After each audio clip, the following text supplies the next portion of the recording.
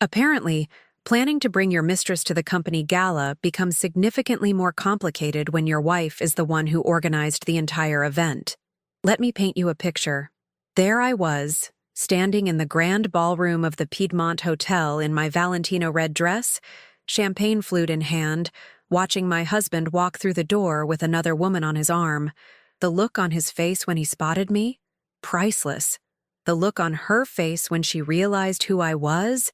Even better. But the absolute cherry on top of this dumpster fire Sunday? When she turned to him and asked, "Who is she?" And Quentin literally blanked on my name for 3 excruciating seconds. My name is Guinevere Merrick. You can call me Gwen. And I'm about to tell you how I turned what should have been the most humiliating night of my life into the career-defining moment of my husband's spectacular downfall. Here's the setup. I'm 34, married for 12 years to Quentin, who's 36 and has been coasting through life as a regional sales manager at PharmaDirect, a pharmaceutical distribution company in Charlotte, North Carolina. We have 2 daughters, Maeve is 10, Iris is 7, and we live in one of those picture-perfect suburbs where everyone pretends their life is an Instagram story.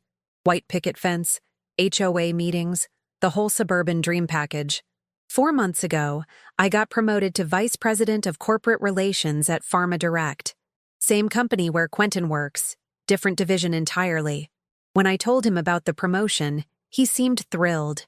Champagne, dinner at that overpriced steakhouse downtown, the whole works. He kept saying how proud he was, how this was such a huge opportunity, how we were really moving up in the world.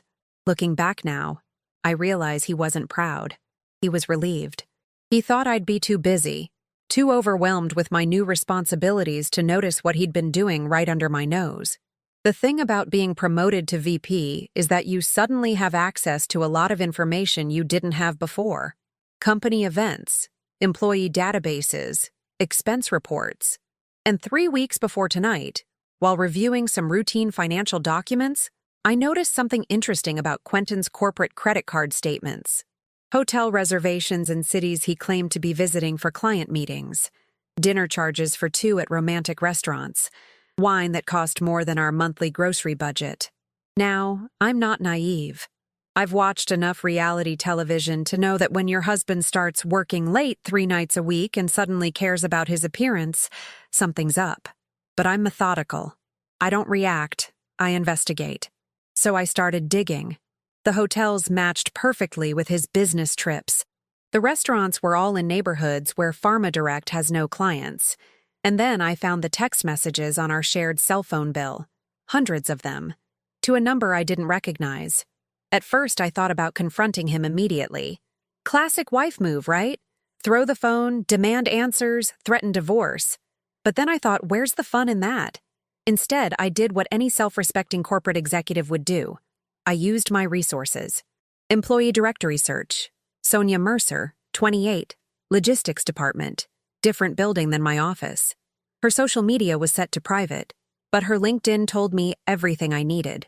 Single according to her profile, except that wasn't quite true, was it? A little more digging revealed she was actually married to some guy named Lawson, who worked in construction. So Sonia knew Quentin was married. He knew she was married. They were having an affair anyway, convinced that somehow their respective spouses were too stupid or too distracted to figure it out. The hubris was almost impressive. The annual PharmaDirect corporate gala was coming up in 3 weeks. It's this massive event, hundreds of employees, all the executives, significant others invited. Black tie, open bar, awards ceremony, the whole 9 yards. And this year, as the new VP of Corporate Relations, guess who was in charge of organizing it? That's right, yours truly. 2 weeks before the event, I was reviewing the RSVP list when I saw it. Quentin Merrick +1, Sonia Mercer. Not Quentin Merrick +1, Guinevere Merrick. He'd actually submitted a formal RSVP listing his mistress as his date. The absolute audacity of this man. I could have confronted him then. Could have changed the RSVP, canceled his registration, made a scene. But I'm not interested in scenes. I'm interested in consequences. So, I did nothing. Said nothing. When Quentin mentioned the gala at dinner one night, I just smiled and said, "Oh, that's coming up soon, isn't it?" He looked so relieved. Poor baby probably thought I was too swamped with work to attend. After all, organizing an event doesn't mean you have time to actually go to it, right? Wrong. The night of the gala, I told Quentin I had to work late, that I'd probably just grab dinner at my desk and crash early. He tried so hard not to look excited. That's too bad, honey. You work so hard. You deserve a night off. I almost felt bad for him. Almost. I arrived at the Piedmont Hotel 2 hours before the official start time, told Sterling Caldwell, the CEO and my direct supervisor, that I wanted to personally oversee the final setup. He's 62, been with the company for 30 years, and appreciated my dedication. We walked through the ballroom together, adjusting centerpieces, checking the sound system, making sure everything was perfect. "Your husband's coming tonight, isn't he?" Sterling asked at one point. "Oh, he'll be here," I said, straightening a place card. "Wouldn't miss it for the world." I'd chosen my outfit carefully. The Valentino red dress had cost more than I'd ever spent on a single piece of clothing, but it was worth every penny. It fit like it had been designed specifically to make cheating husbands regret their life choices. Hair professionally done, makeup flawless, heels that added 3 inches and made me feel like I could conquer nations.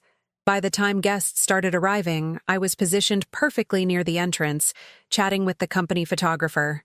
Casual, relaxed. Just the VP doing her job, welcoming everyone to the event she'd spent weeks planning. And then the doors opened, and there they were. Quentin in his best suit, the navy one I'd bought him for our anniversary last year. Sonia in a black cocktail dress that was slightly too tight, slightly too short, slightly too desperate. His hand on her lower back. Her laughing at something he'd said.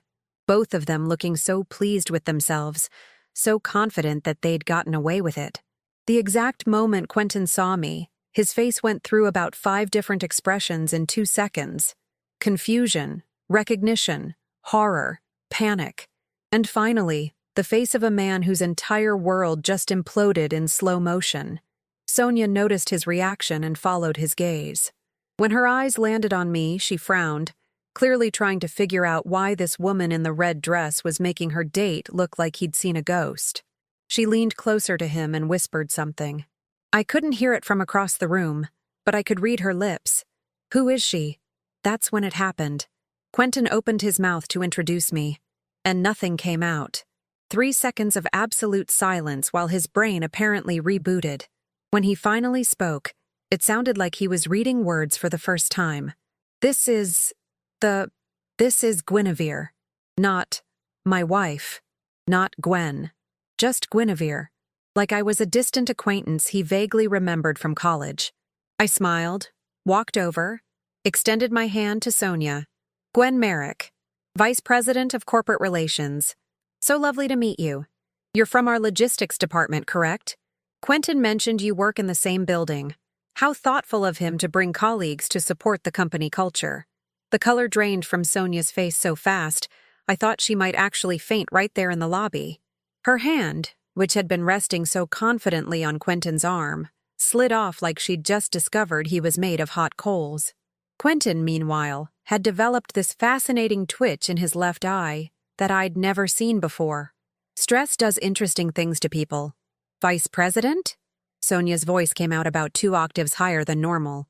"I didn't realize... I thought you worked in a different division." "I did," I said, keeping my smile perfectly polished. "Got promoted 4 months ago. Quentin was so supportive during the transition. Really encouraged me to take on more responsibility." I turned to my husband, whose face had now achieved a shade of red that probably wasn't medically advisable.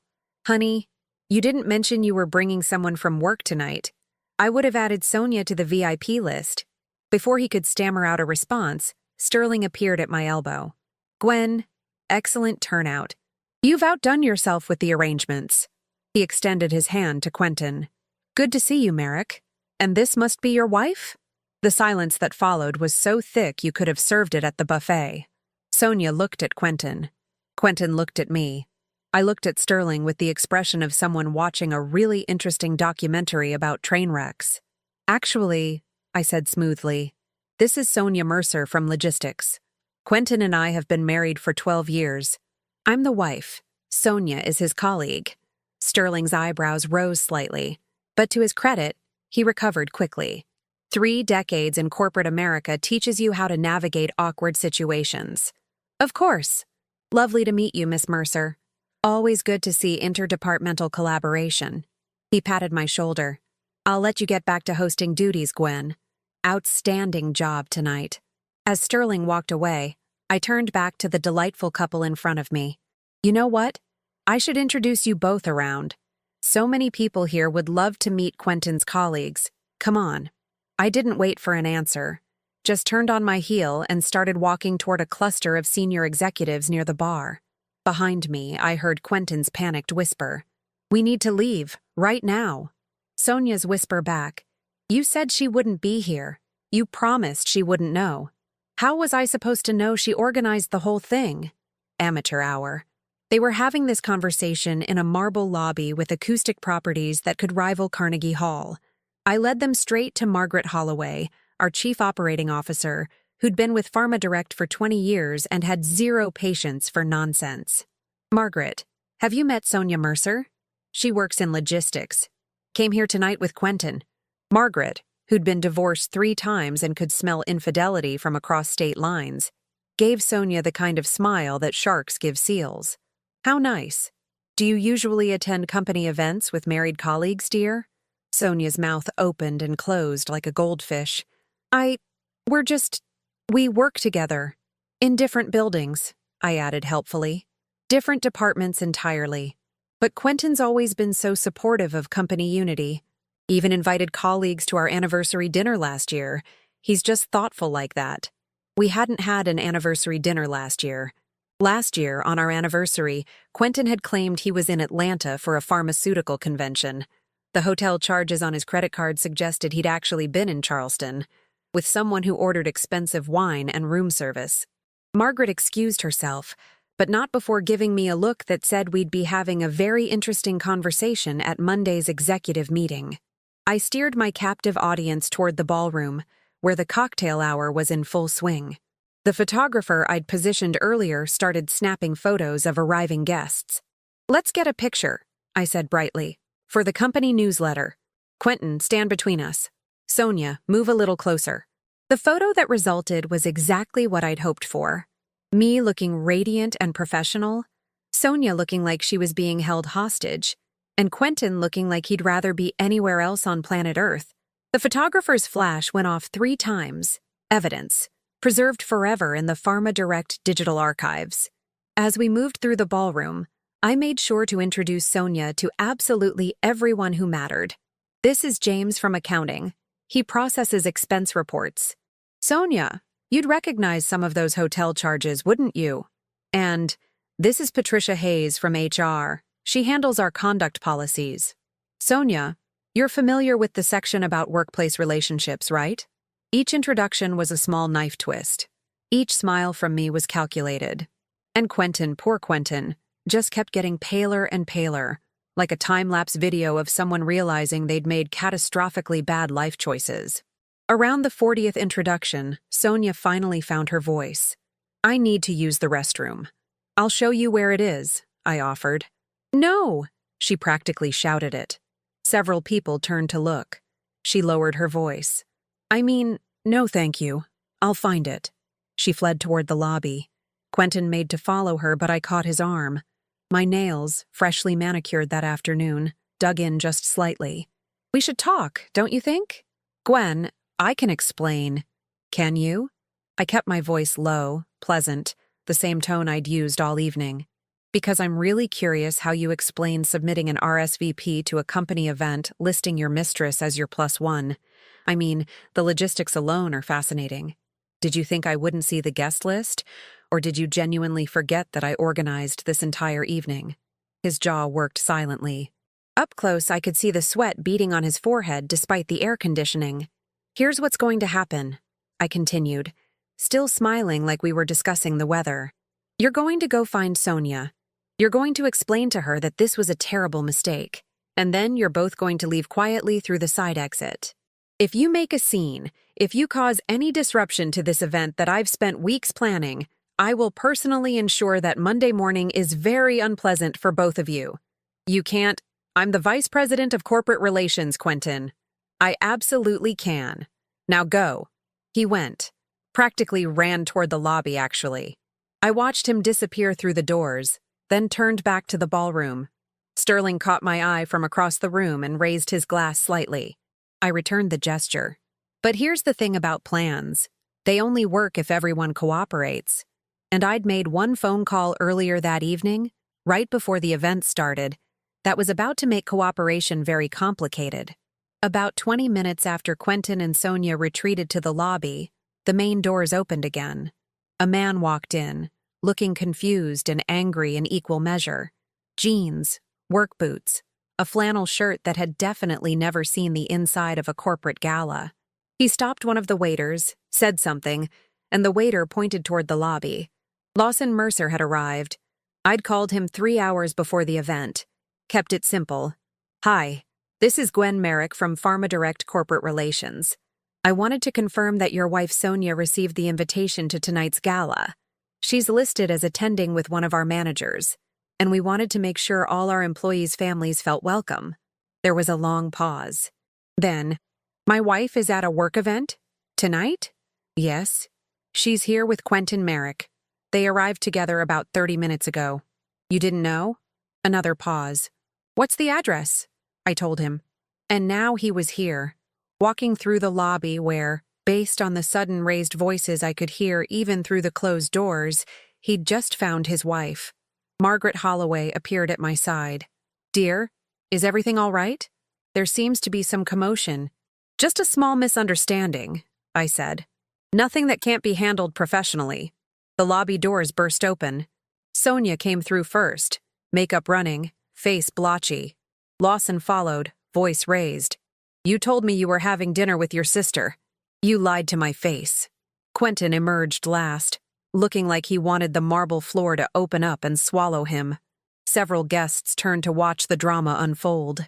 Sterling materialized from somewhere, his CEO instincts kicking in. Folks, let's take this outside. We're having a professional event here. But Lawson wasn't done. Professional? She's here with another man, a married man. How professional is that? Security appeared. Patricia Hayes from HR pulled Sonia aside. Sterling personally escorted Lawson toward the exit, and Quentin just stood there, frozen, while hundreds of his colleagues watched his personal life implode in real time. I set down my champagne glass and walked over to him. Leaned in close, voice barely a whisper. You should probably go. This doesn't look good for your career trajectory. He stared at me. You planned this. All of it. I organized a lovely corporate event, I said. What happened after that was entirely your doing. Now please leave before security has to escort you out too. The gala continued for another 3 hours after Quentin's dramatic exit, but I barely remember any of it. I smiled. I networked. I accepted compliments on the event planning. Inside, though, my mind was already 3 steps ahead, calculating every move like a chess game where I'd just put my opponent in check. When I finally got home around midnight, the house was dark, empty. I'd sent Maeve and Iris to my sister's place in Raleigh for the weekend, told them Mommy had a big work event and Daddy was busy. They'd been thrilled. Aunt Caroline lets them stay up late and eat ice cream for breakfast. Sometimes being a good mother means shielding your kids from watching their father's life implode in real time. I poured myself a glass of wine, sat down at the kitchen table, and opened my laptop. Time to see exactly how bad Quentin's situation was about to get. The first email arrived at 1:47 in the morning. Patricia from HR sent from her personal account. Gwen, we need to meet Monday morning before the executive briefing. There's been a formal complaint filed regarding the incident at tonight's event. This is courtesy notice. You'll receive official documentation Monday at 8. Translation. Someone was getting fired, and HR wanted to make sure I knew it wasn't going to be me. The second email came at 2:13 from Sterling. Impressive event tonight despite the unfortunate disruption. Let's discuss Monday. Your handling of a difficult situation did not go unnoticed. Translation? The CEO just watched me publicly humiliate my cheating husband without breaking a sweat, and he was impressed by the professionalism. I was about to close my laptop when I noticed something interesting in my work email. A message from 3 weeks ago, buried in a folder I rarely checked. Subject line: Quarterly sales reports, discrepancy flagged. It was from James in accounting, the man I'd introduced to Sonia at the gala. Curious, I opened it. Standard accounting language mostly, but one paragraph caught my attention. Regional sales figures for Q2 show unusual patterns in expense reports submitted by Q Merrick. Multiple hotel and meal charges in cities where client meetings were reportedly scheduled, but no corresponding sales increases or new accounts opened. Recommend review. I sat back, wine forgotten. Quentin hadn't just been cheating on me. He'd been using company money to do it. Those romantic dinners, those hotel rooms, all those trips to cities with no actual clients, he'd been expensing them as business costs. That's corporate fraud. That's not just a firing offense. That's potentially criminal. I forwarded the email to my personal account, then spent the next 2 hours going through every expense report Quentin had submitted in the past year. The pattern was obvious once you knew what to look for. Charleston trip in March, no new accounts. Savannah in April, no sales records. Asheville in June, nothing to show for it except a $500 dinner bill and a luxury hotel suite. By 4 in the morning, I had a file folder 30 pages deep of documented fraud. By 5, I'd cross-referenced his credit card statements with his expense reports and found at least $18,000 in personal expenses he'd claimed as business costs. The sun was coming up when Quentin finally came home. I heard his car in the driveway, the fumbling with keys, the quiet click of the door. He was trying not to wake me. Probably assumed I was asleep upstairs, blissfully unaware that his entire life was about to become a legal case study in what not to do. He found me in the kitchen, still in my red dress, surrounded by printed documents. "Gwen, we need to talk. Sit down, Quentin." Something in my voice made him obey. He pulled out a chair across from me, looking exhausted and defeated. "Good. How long have you been sleeping with Sonia?" I asked. He hesitated, calculating probably whether lying would make things worse. 8 months. 8 months. I'd been promoted 4 months ago. So he'd started the affair before I even got the VP position, which meant he couldn't use my busy schedule as an excuse. He'd just been cheating because he wanted to. "And how long have you been committing corporate fraud?"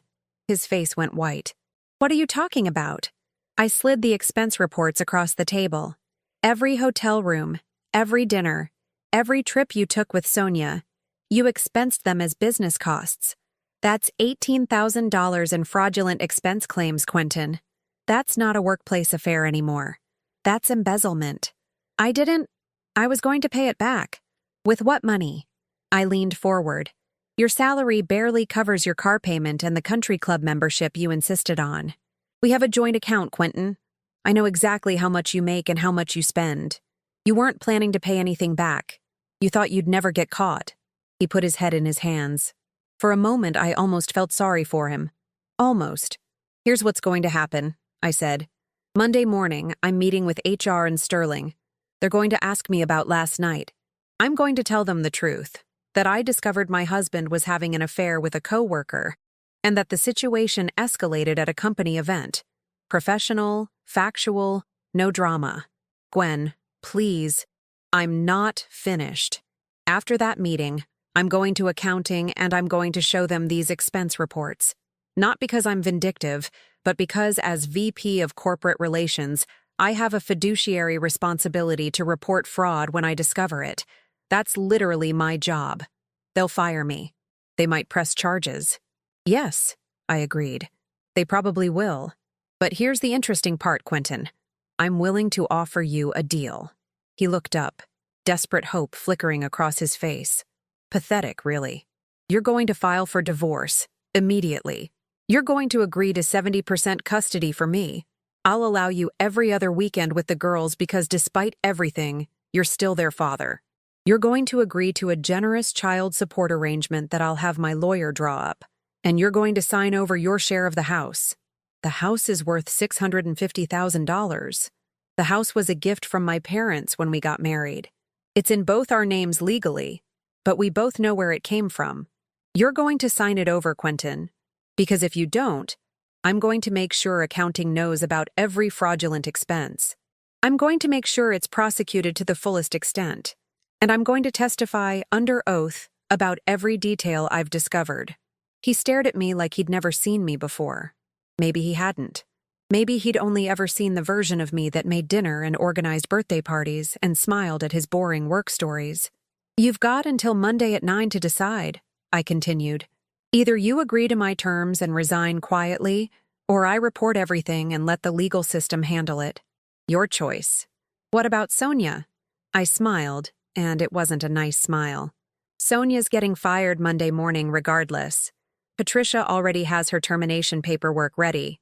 Workplace relationships between employees in different departments aren't technically against policy, but using a company event to publicly flaunt an affair while lying to your respective spouses?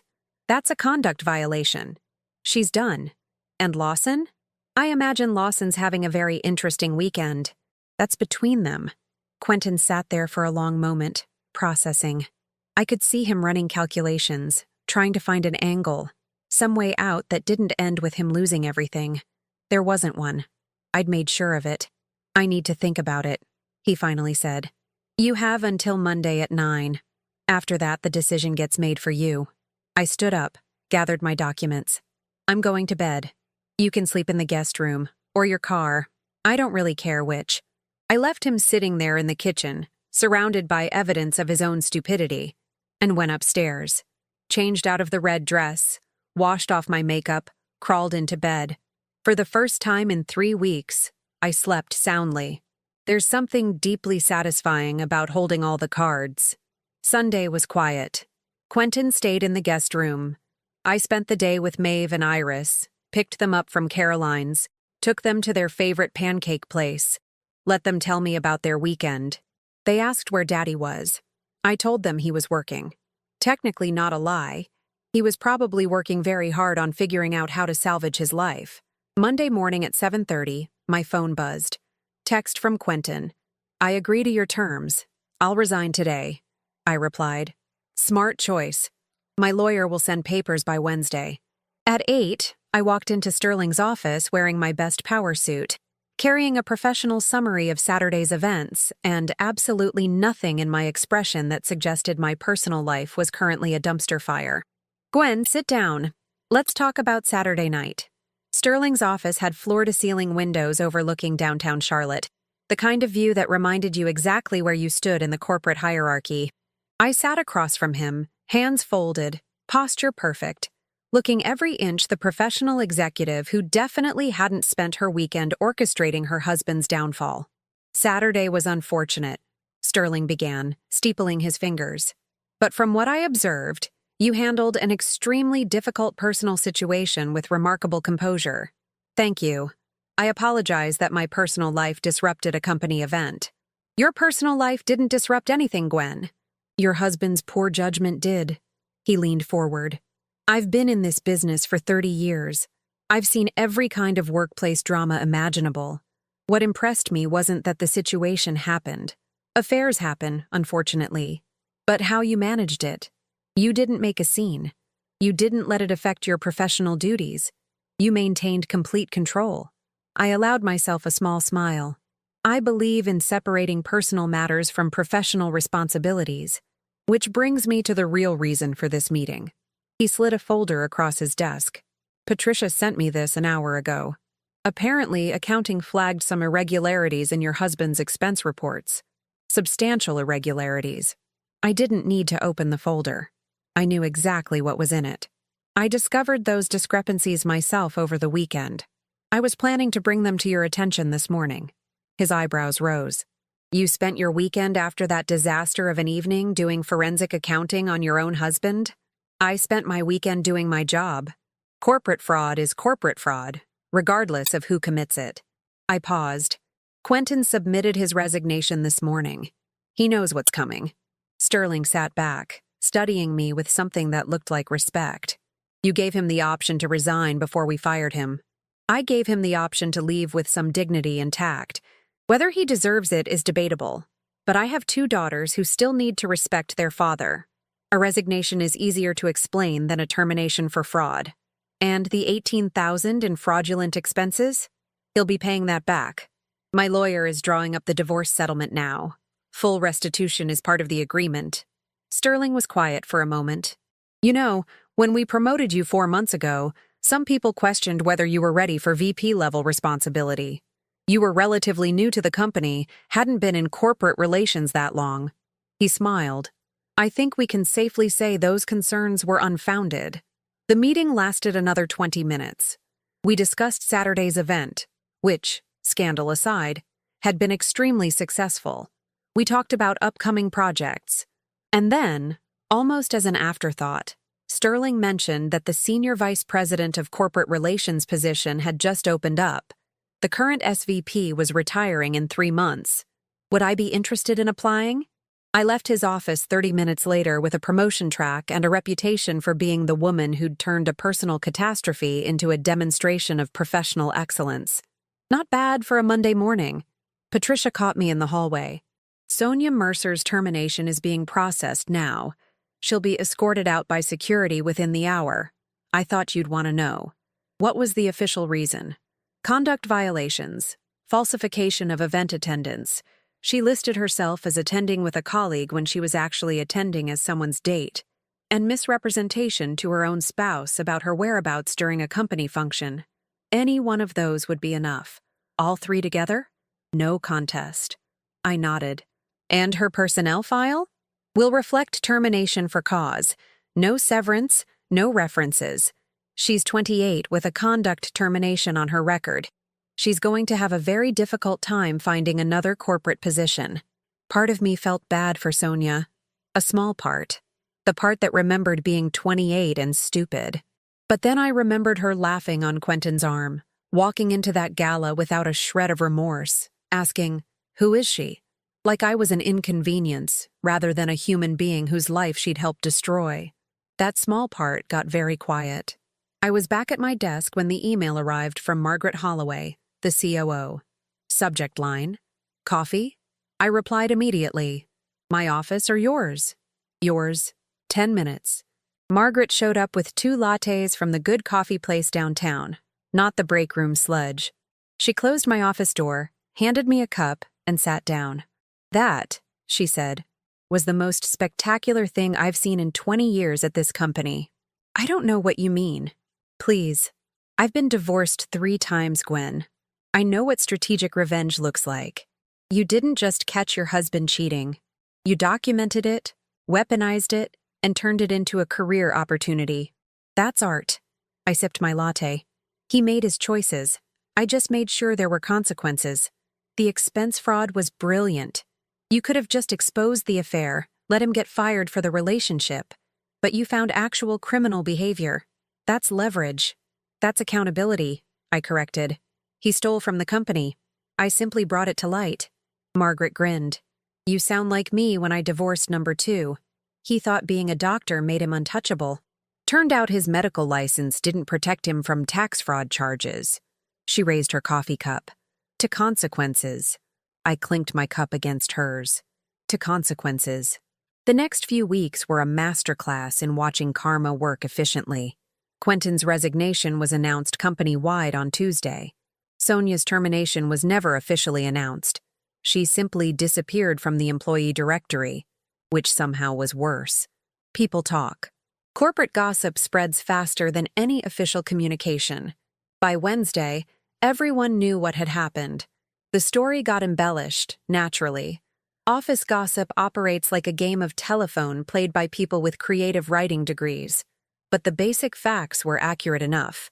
Quentin had brought his mistress to a company event. His wife turned out to be the VP who organized the event.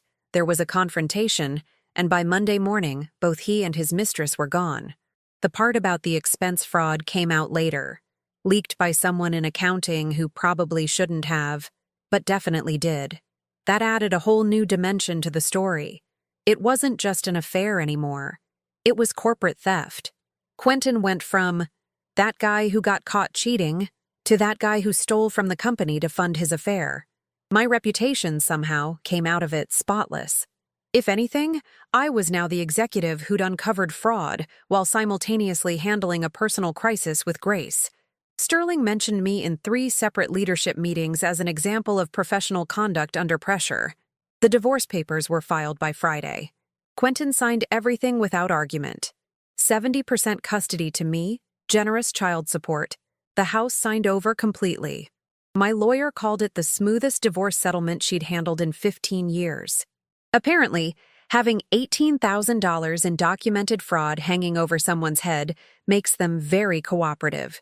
Sonia's life, from what I heard through various channels, fell apart spectacularly. Lawson filed for divorce within a week. She couldn't find another job in Charlotte. Not surprising, given that PharmaDirect is a major employer and word travels fast in corporate circles. Last I heard, she'd moved back in with her parents in some small town in South Carolina and was working retail.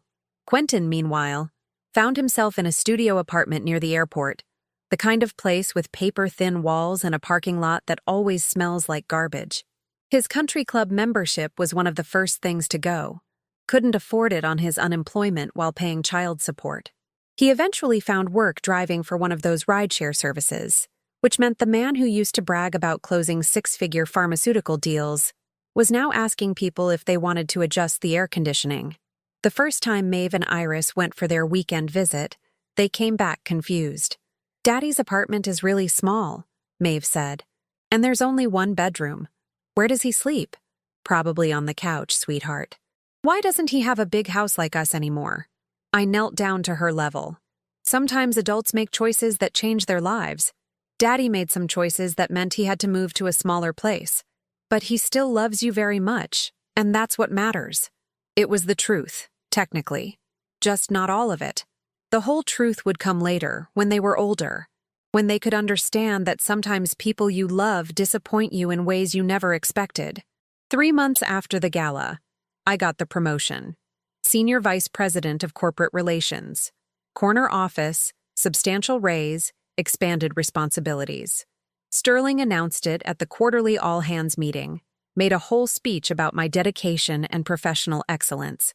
I stood there accepting applause from 400 employees, half of whom definitely knew the story about my husband and the gala, and I realized something.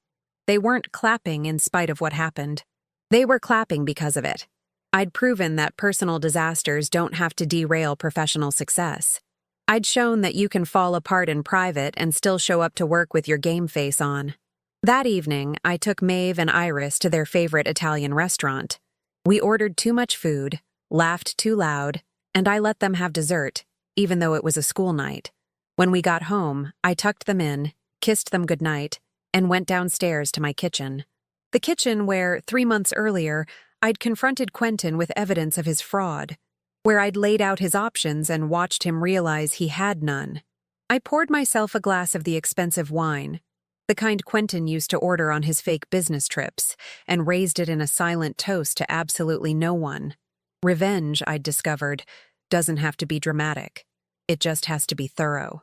So here's what they don't tell you about revenge. It's not actually that satisfying in the moment. The movies make it look like this cathartic release, this moment where everything clicks into place and you feel whole again. Reality is messier than that. The night of the gala, standing there watching Quentin's face drain of color, I didn't feel triumphant. I felt tired. 3 months later, signing the final divorce papers in my lawyer's office, I didn't feel victorious. I felt relieved. And 6 months after that, when I ran into Quentin at Maeve's school concert and he could barely make eye contact, I didn't feel vindicated. I just felt sad that 12 years had come down to a man who couldn't look at the mother of his children. But here's the thing about messy feelings. They're still better than the alternative. Better than staying with someone who valued you so little he thought he could parade his mistress at your own event. Better than pretending everything was fine while he stole from the company to fund his affair. Better than teaching my daughters that women should accept disrespect with a smile. It's been a year now since that Saturday night. Maeve just turned 11 last month. Iris turned 8 in the spring, and they've adjusted to the new normal better than I expected. Kids are resilient like that. They have their routines. Weekdays with me, every other weekend with Quentin, Wednesday dinners when his schedule allows. He picks them up from his slightly better apartment now, not the studio by the airport. Progress, I suppose. He's working in pharmaceutical sales again. Different company, smaller territory, less prestige. Apparently, having a resignation on your record instead of a termination makes you employable, just not impressive. We're civil at pickups and drop-offs, the kind of polite distance you'd maintain with someone you used to know in college. Sometimes I catch him looking at the house he signed over, the house that represents everything he lost. And I wonder if he's doing the math on his choices. Sonia, last I heard, moved to Atlanta and found work at some logistics startup. Good for her, honestly. She was 28 and stupid, and I hope she learned something from the experience. Though based on her Instagram, which, yes, I checked once out of curiosity, she's dating another married man. Some people are slow learners. Margaret retired last month. At her farewell party, she pulled me aside and said, "You know what the difference is between you and most people who get cheated on? Most people let it break them. You used it as a ladder." She wasn't wrong, but she wasn't entirely right either. It did break me, just not in visible ways. Not in ways that showed up in quarterly reviews or promotion announcements. The broken parts were private. The nights I cried in my car after dropping the girls at school. The therapy sessions where I tried to figure out how I'd missed the signs for 8 months. The moments when I'd see a happy couple and feel this flash of irrational anger, wondering if they were real or just better at hiding their dysfunction. But I learned something in that brokenness. You can be shattered and successful simultaneously. You can fall apart and still show up. You can grieve what you lost while building something better from the rubble. Sterling retired 2 months ago. On his last day, he told me I was being considered for VP of Operations, his old position. I start that role next quarter. It comes with a salary that would have seemed impossible a year ago, and responsibilities that terrify me in the best way. Quentin's child support payments represent about 5% of my annual income now. I don't need them financially, but I keep every deposit. Call it symbolic. A monthly reminder that actions have consequences. People ask me sometimes, usually women who've found themselves in similar situations, how I did it, how I kept it together, how I planned so perfectly, how I came out stronger. They want a blueprint, a manual for turning betrayal into triumph. The truth? I got lucky. Lucky that I had a promotion that gave me leverage. Lucky that Quentin was stupid enough to commit fraud. Lucky that everything aligned in a way that let me maintain control. Strip away those circumstances, and I'm just another woman whose husband cheated, trying to figure out how to rebuild. But I also made choices. I chose documentation over confrontation. I chose strategy over emotion. I chose to bet on myself instead of trying to save a marriage that had been dead longer than I wanted to admit. Those choices mattered. Last week, Maeve asked me if I was happy. We were making dinner together, just the 3 of us in our kitchen, and she said it so casually, like asking if I liked the pasta sauce. Most of the time, I told her honestly. Are you? Yeah. I like our house better when it's just us. It's quieter. Daddy's apartment always feels like everyone's trying too hard. My kids see everything. They know when adults are performing happiness versus living it. And I realized, stirring that pasta sauce, that I was actually happy. Not in the way I'd imagined at 22 when I married Quentin. Not in that naive, happily ever after way. But in a deeper, more honest way. Happy with who I'd become. Happy with the life I'd built from the wreckage. The house Quentin signed over, I had it completely repainted last month. New colors, new energy, no traces of our old life together. The bedroom we used to share is now my home office. The guest room where he slept that final night is Maeve's art studio. We turned pain into something functional. Sometimes people from work mention that situation at the gala, usually newcomers who heard the story and want to confirm if it's true. I smile and change the subject. Let them wonder. Let the story be whatever they need it to be. Cautionary tale, power move, corporate legend. Me? I'm just a woman who refused to let the worst night of her life define her, who turned humiliation into promotion, betrayal into leverage, and a cheating husband into a cautionary tale about underestimating the woman you married. And every time someone at the company mentions planning an event, I pour myself another glass of wine and think, yes, I do excellent work.